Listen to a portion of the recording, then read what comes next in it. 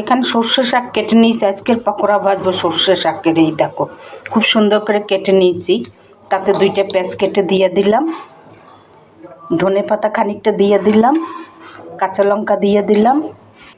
এরপর দেখো 1 বাটি বেসন দিয়ে দিলাম,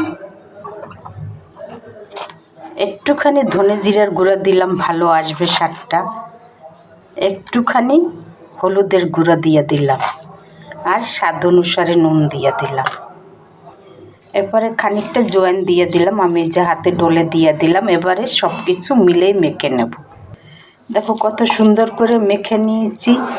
এদিকে তেল বি গরম হয়েছে, একটা একটা করে ভেজে নেব। দেখো কত সুন্দর হয়েছে। এখন শীত চলে যাচ্ছে, সর্ষে শাকও চলে যাচ্ছে, তাই ভাবলাম একটু পকোড়া ভাজা খাই। এই দেখো কি সুন্দর হয়েছে। দেখো দেখো এরম গরম গরম বানাইয়ে খাও না, এতে কোনো সস লাগবে না, চাটনি লাগবে। 1 কাপ চা নাও আর গরম গরম খেতে থাকো। দেখো এমনি গরম গরম এই খেতে থাকো।